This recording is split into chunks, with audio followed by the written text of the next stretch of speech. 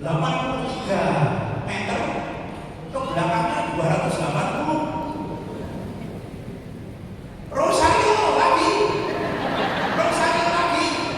Ya. Pertama tak lempar masih miring. Saya di pohon itu. Ya. Kok masih miring? Rosario lagi, lempar lagi, lupa.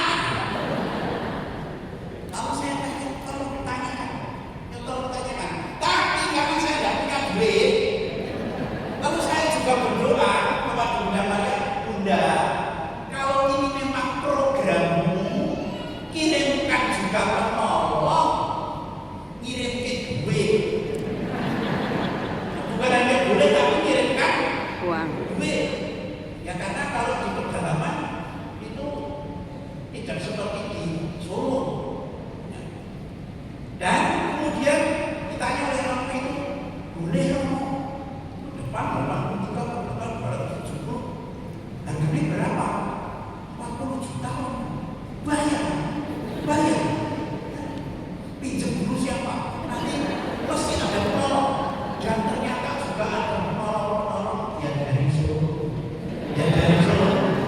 Maka saya sering mengatakan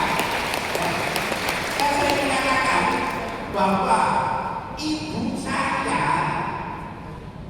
itu orang-orang Solo yang menjadi tangan Tuhan, menjadikan di sana bisa bangun 3 gereja, kemudian tanah-tanah banyak bisa dibeli untuk samping-samping gereja. Ternyata tetap harus dengan doa. Tidak hanya kita mengatakan, oh ya Tuhan sudah tahu.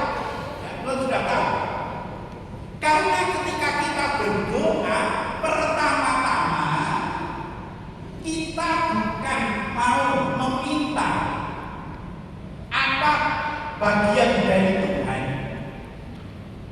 tetapi ketika kita berdoa itu mau menyatukan hati, menyatukan pikiran, menyatukan segala yang ada dalam diri dengan pikiran dan hati Tuhan. Maka banyak orang Katolik kadang-kala itu ketika berdoa itu langsung masuk gereja, langsung duduk, Tuhan tolonglah aku begini. Itu berarti hanya mengambil sebagian dari miliknya Tuhan. Tetapi orang berdoa itu kalau di dalam Filipi bab 2 ayat 1 sampai 11, supaya kita mempunyai hati dan pikiran seperti hati pikiran Kristus sendiri. Dan hati pikiran Kristus itu kadang-kala tidak sama dengan hati dan pikiran kita. Karena pikiran Kristus dalam 1 Timotius 2 ayat 4, pikiran Kristus itu hanya satu, yaitu keselamatan bagi semua orang. Pikiran Kristus hanya satu, keselamatan bagi semua orang. Dan kadang-kala kita tidak tahu apakah yang kita minta itu menyelamatkan atau tidak. Sekarang saya tes ya, saya tes. Nah, ini yang mana? Ini sudah tahu, ini sudah segol-segolan, macam.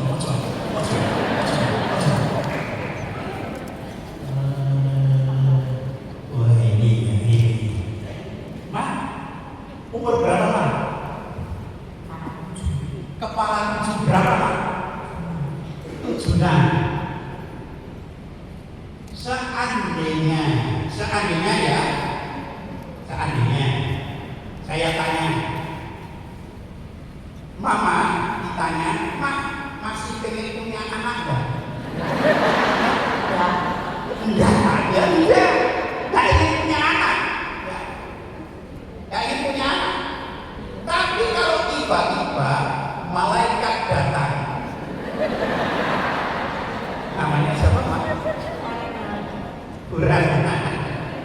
tiba-tiba malaikat datang. Kalau malaikat datang itu mesti kehendak Allah ya. Malaikat datang lalu mengatakan pada Mama Ratna, engkau akan mengandung dari Roh Kudus. Kan? Kalau kamu udah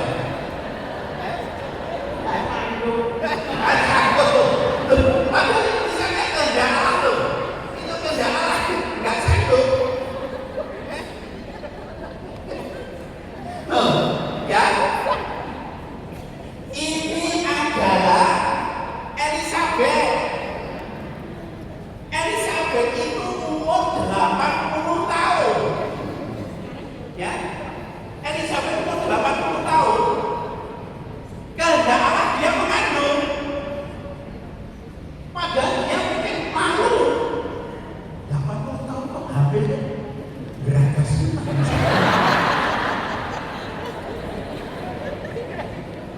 Siapa yang punya anak perempuan umur 16 tahun? Siapa punya anak umur 16 tahun? Kamu umur berapa? 18 tahun, mirip-mirip sedikit. Namamu siapa? Lili. Ini mamamu. Mamanya Lili. Ya. Seandainya Lili datang pada mama dan mengatakan, Ma, aku mengandung dari Roh Kudus. Percaya orang.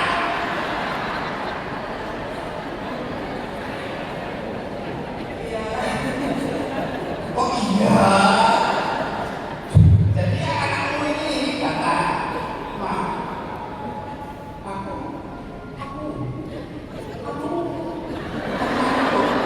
dari Roh Kudus. Kira-kira gimana?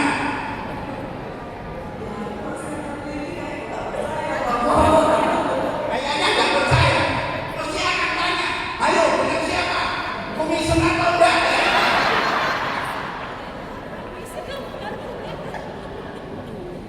Tapi ini yang terjadi pada Bunda Maria. Saya yakin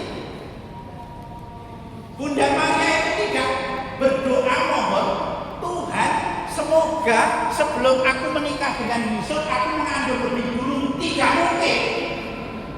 Tidak mungkin.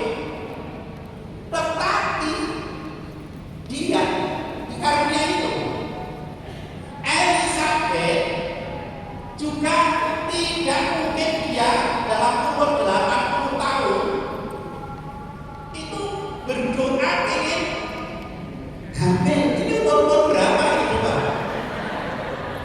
86. Berarti masih seusia Sarah, istri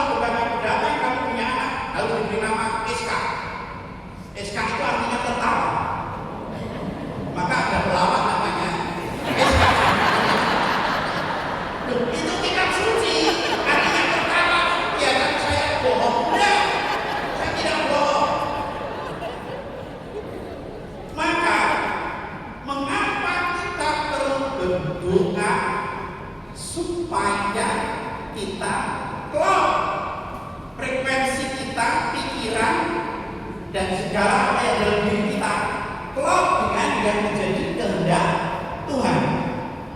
Itu yang pertama. Yang kedua, mengapa kita tetap perlu berdoa walaupun Allah sudah tahu? Karena kita diberi hidup tetapi tidak menguasai hidup. Kita diberi hidup tapi tidak menguasai hidup. Saya lahir, saya tidak tahu, tapi diberitahu.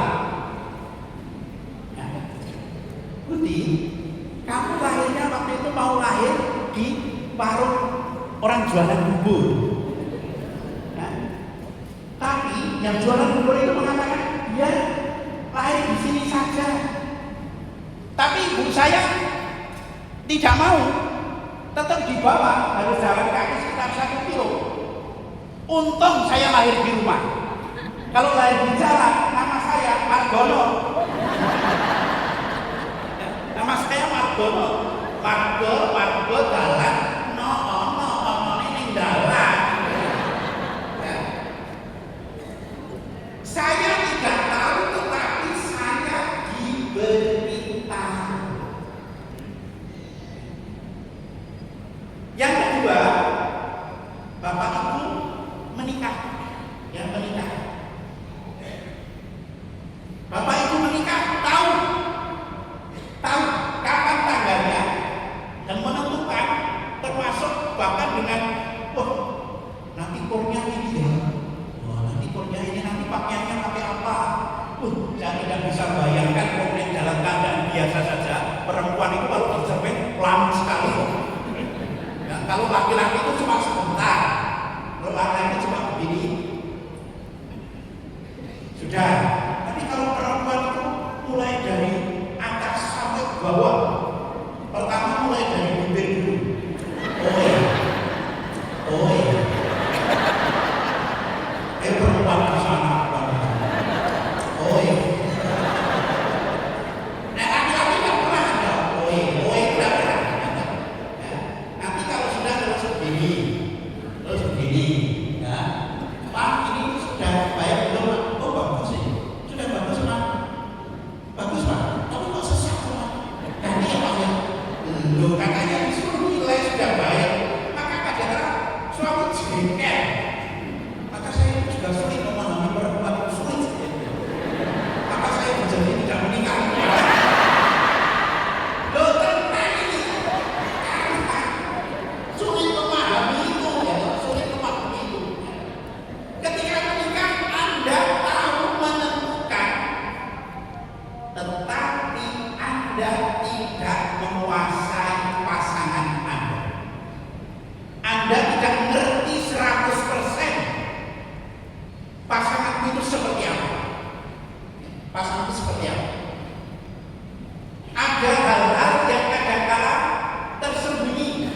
Loh, ketika pacaran suamiku itu apa-apa ditanyakan, kamu pengen apa? Kamu pengen apa? Kamu pengen apa? Kok setelah menikah kok kebalik? Setelah menikah kamu punya apa? Kamu punya apa? Loh, kok kebalik? Tapi kemudian yang suami juga begitu rokok. Saya itu sedih rokok. Loh, kenapa? Istri saya itu rokok, pinter cari duit. Loh, istri pinter cari duit kok sedih? Maksud saya itu saya nyimpen uang dimanapun ketemu rokok. Pinter nyari duit kayak gitu.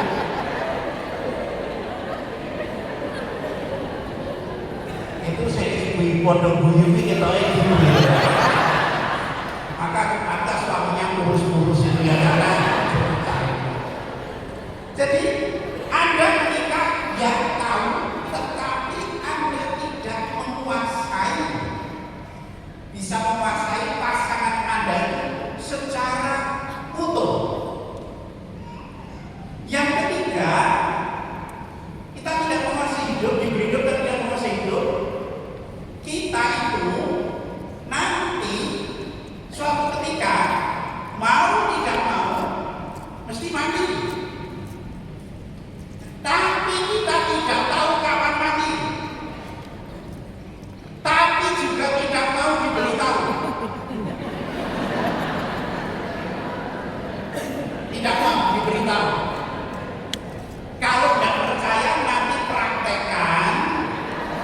sudah habis acara bersama, pulang di rumah, Mak, aku kok merasa kamu nanti 2 hari lagi mati.